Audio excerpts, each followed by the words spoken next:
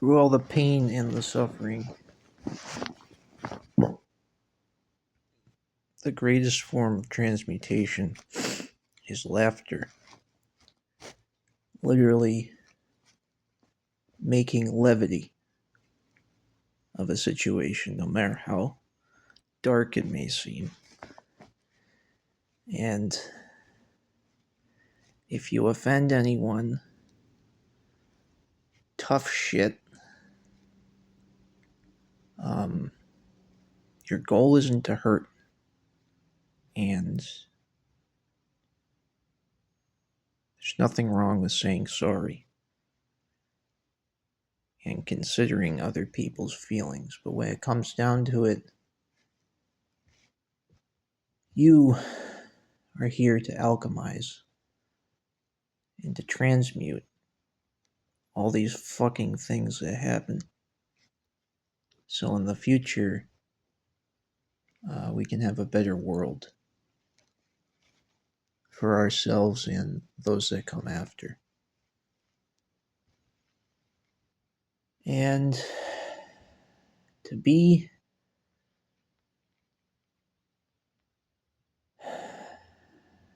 in that state of levity, of constant change, is to be grateful. And gratitude, 144 on the timer, gratitude itself is the greatest device for transmutation. It's up there with compassion.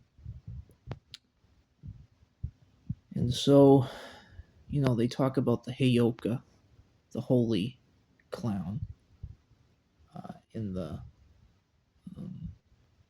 Native American tradition. And there's this archetype is everywhere across the world too, like the fool in the Western tradition, and like the Sidhu, and the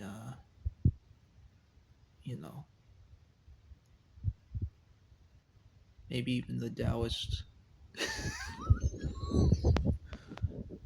traditions. But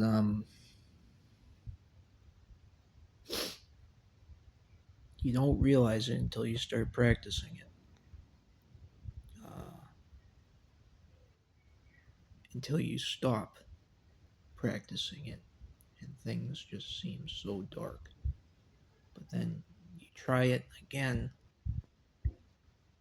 and you realize I was doing it the whole time and it was exactly what I was supposed to do.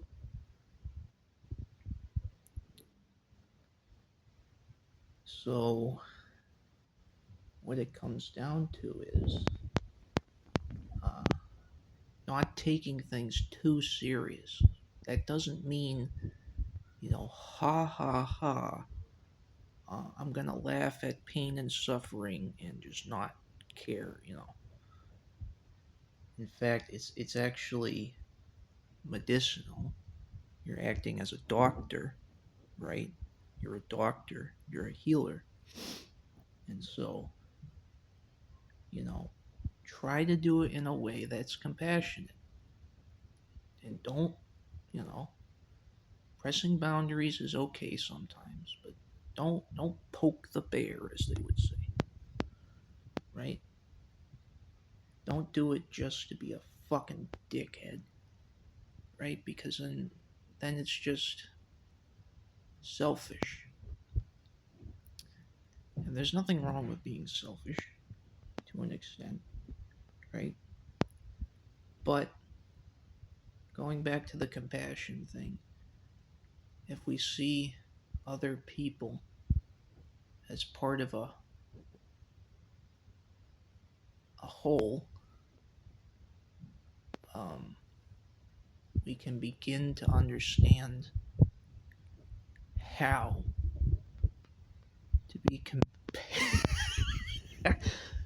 compassionately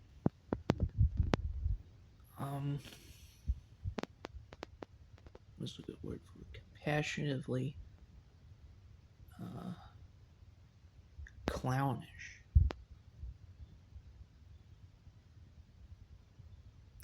for lack of a better term. Compassionately um, clownish.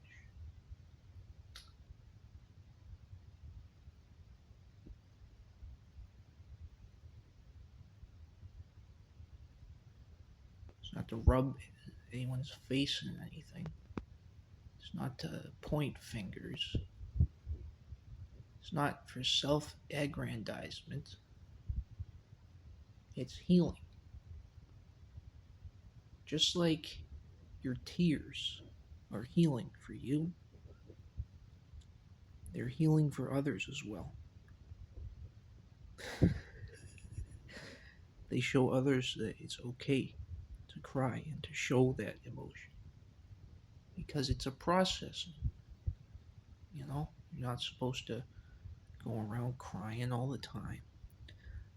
But in, I think, the Buddhist tradition, they talk about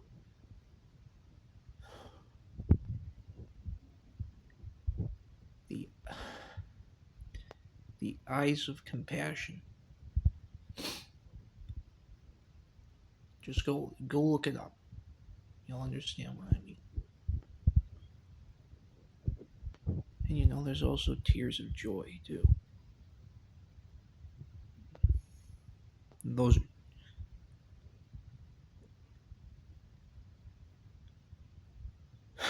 just as valuable.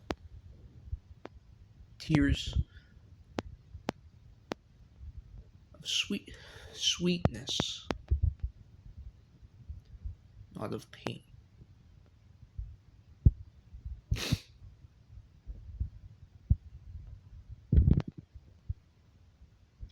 So laugh it up, clown.